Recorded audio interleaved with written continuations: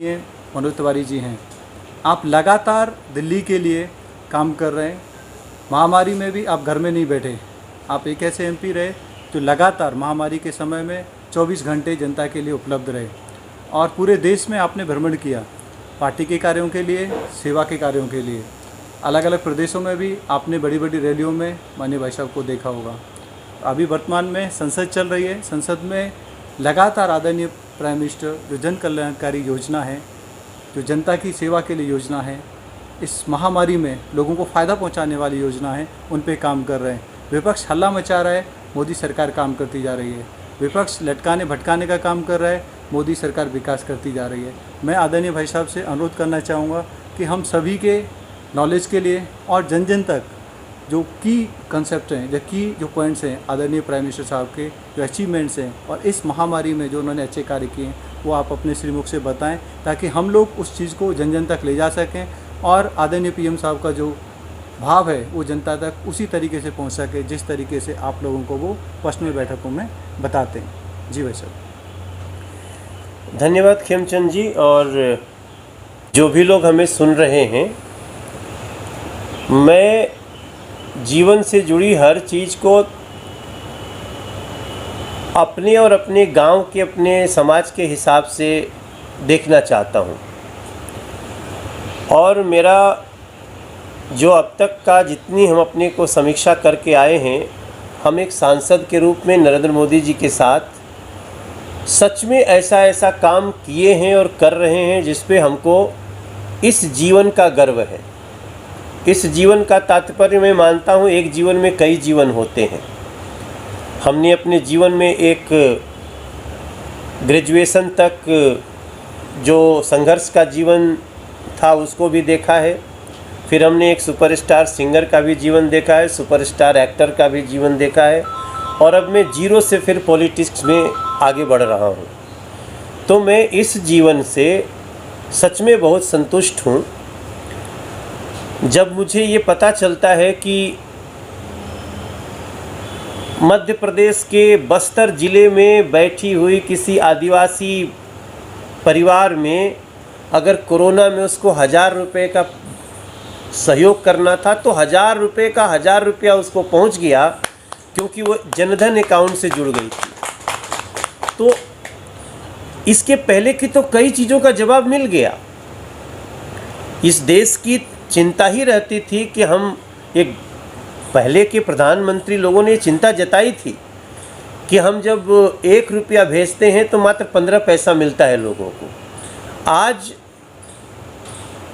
लगभग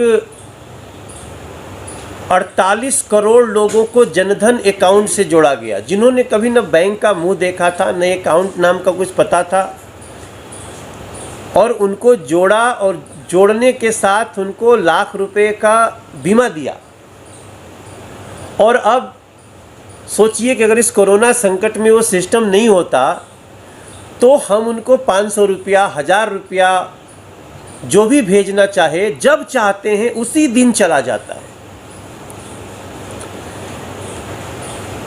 हम बहुत सौभाग्यशाली हैं कि हम उस नरेंद्र मोदी के साथ काम कर रहे हैं जिन्होंने घर में गैस चूल्हा होना, जो एक बड़ी प्रतिष्ठा का विषय था, उसको गरीबों के घर में भी ला दिया।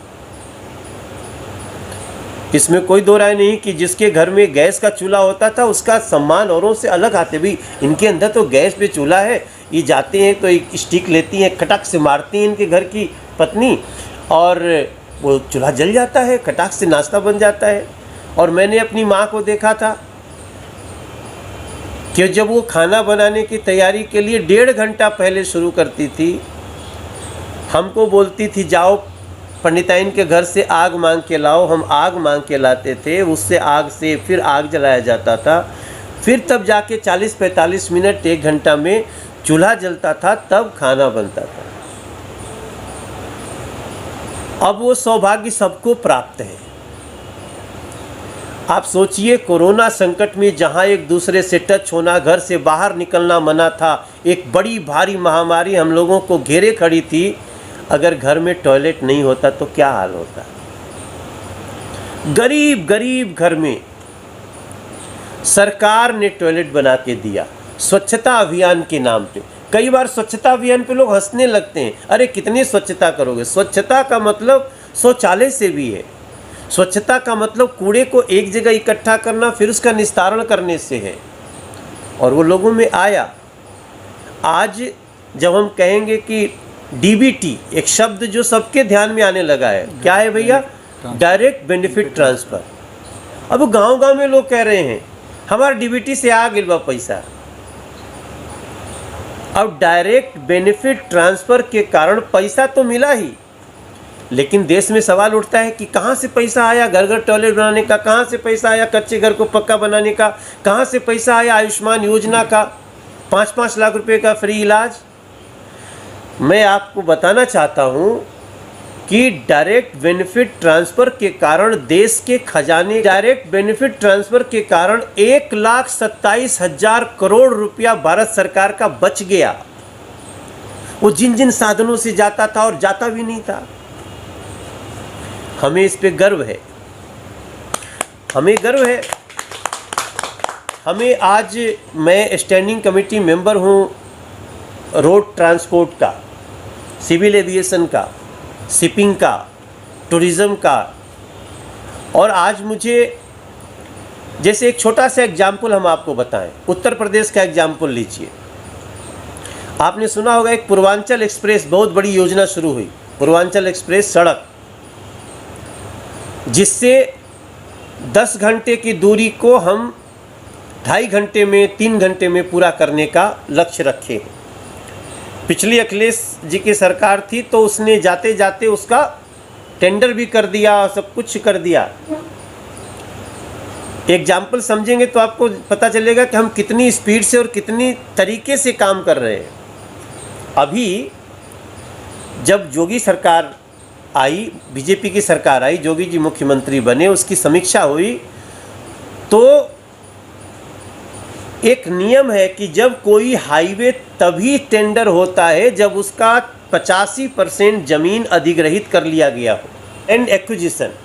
जब तक 85% नहीं होगा तब तक हम टेंडर कर नहीं सकते। और आपको जान के आश्चर्य होगा कि अखिलेश जी की सरकार ने बिना भूमि अधिग्रहण किए और पूर्वांचल एक्सप्रेस का टेंडर कर दिया।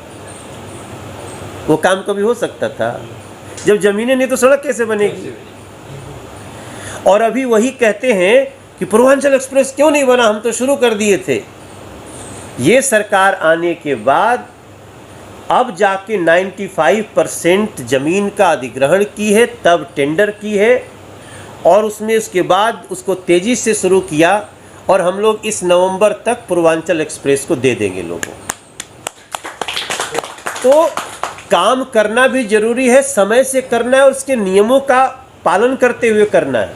आज जो लैंड एक्विजिशन में जो किसानों को जो हम पैसा दे रहे हैं, वो भी आप देख लिए तो लोग आजकल प्रार्थना करते हैं सड़किया थोड़ा हेयर से घूम के हमारा खेतवा से चल जाए तो हमको ज़्यादा मिल जाएगा, ऐसा लोग करने लगे हैं।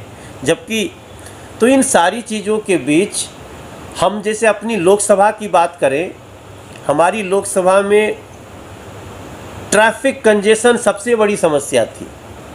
मैं नॉर्थ ईस्ट दिल्ली का रहने वाला हूँ। आप अब जाएंगे तो आपको सिग्नेचर ब्रिज के दर्शन होंगे। सिग्नेचर ब्रिज पे जब आप जाएंगे तो आपको लगेगा कि आप किसी इंटरनेशनल ब्रिज से गुजर रहे हैं जमुना जी पर। वो जब हम सांसद बने तो हमारे क्षेत्र का सबसे बड़ा मुद्दा था। हर गली से मुझे एक ही आवाज़ आई, सिग्नेचर ब्रिज बना दोगे? राष्ट्रपति शासन था उस समय। 49 दिन की सरकार केजरीवाल की छोड़ के भाग चुकी थी दिल्ली को, और मैंने कहा पहले नंबर पे मैनिफेस्टो में रखा और सिग्नेचर बना के दे दिया। मैंने कह दिया था कि जब तक नहीं बनाऊंगा मैं वोट मांगने नहीं आऊँगा जी। और उसके बाद जब आगे बढ़े तो हम देखें कि जैसे ही हम सिग्नेचर ब्रिज पार करके जाते हैं वजीराबाद रोड पे फिर जाम लगता है भजनपुरा का। तो हमने फिर प्लान बनाया और भजनपुरा के बाद फिर से फ्लाईओवर बना रहे हैं, जिससे वहाँ से गाजियाबाद तक जाने के लिए एक भी सिग्नल नहीं मिलेगा। उसकी शुरुआत कर दिया और एक पैरेलल फ्लाईओवर रहेगा, दूसरा मेट्रो रहेगा। आप सोचिए मुझे कितनी अच्छी फीलिंग आती होगी। मैं तो गाना गाने वाला व्यक्ति, सिनेमा का व्यक्ति, कलाकार। मैं पहली बार अपनी लोकसभा में मेट्रो लेकर के पहुंचा, पहली मेट्रो से मैं पहुंचा हूं। दिल्ली में पहला मेट्रो में अटल जी बैठ के गए थे, जब वो प्रधानमंत्री थे तब दिल्ली में मेट्रो हुआ था। शीला दीक्षित जी आज नहीं हैं, खुराना जी, शीला वो जी, काम अटल जी। कराने के लिए उनसे कैसे संपर्क करती थी, वो भी एक उदाहरण है। अभी हमारी लोकसभा में मेट्रो नहीं थी, दिल्ली के हर जगह मेट्रो थी। मेरे नॉर्थ ईस्ट दिल्ली में मैं मेट्रो की लाइन बिछवाया, मैं पहली मेट्रो में बैठ के आया और आज गर्व से बता सकता हूँ। और मैंने अब तो जो 4th फेज़ है उसके तहत हमारे क्षेत्र का व्यक्ति एयरपोर्ट तक जाएगा मेट्रो से बैठ के, उसको सड़क पे आने की ज़रूरत नहीं। हम पहली बार नरेंद्र मोदी जी के आशीर्वाद से उनके साबरमती प्लान को मैंने स्टडी किया और मेरे दिल्ली में हम रिवर फ्रंट बना रहे हैं, यमुना जी पे 10 किलोमीटर में पहला चंक बन रहा है, 10 झील बना रहा हूँ। उसके बीच से पैदल चलने का, साइकिल से चलने का, सब इको पार्क की तरह होगा। ये सारी पहली बार दिल्ली में रिवर फ्रंट बन रहा है। कोई दिल्ली आया घूमने तो उसको वहाँ एक बार जाने का मन करेगा, ऐसी चीज़ बना रहे हैं। हमारे लोकसभा से अगर किसी को बागपत जाना होता था तो मुश्किल से 70 किलोमीटर की दूरी उसको 7 घंटा में तय करनी पड़ती थी।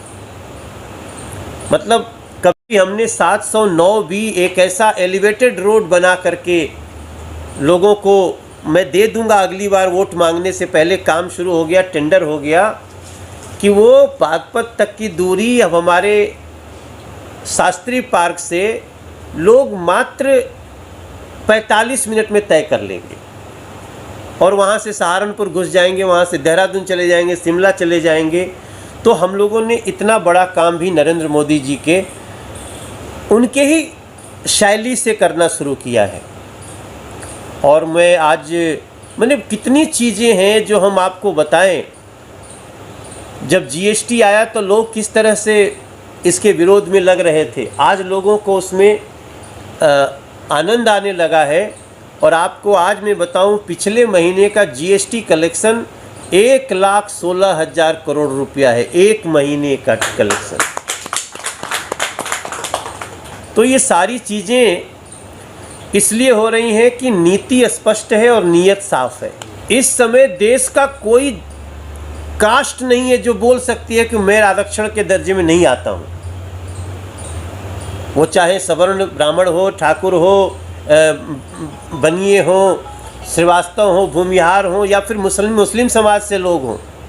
हमारे कुपोषण पे आप देखिए अभी कितना सोच कैसी है सरकार की कि जो हमारी बहन बेटी गर्भवती होती है तो वो अच्छा भोजन करे, उसके लिए 5,000 रुपया उसको दिया जाता है।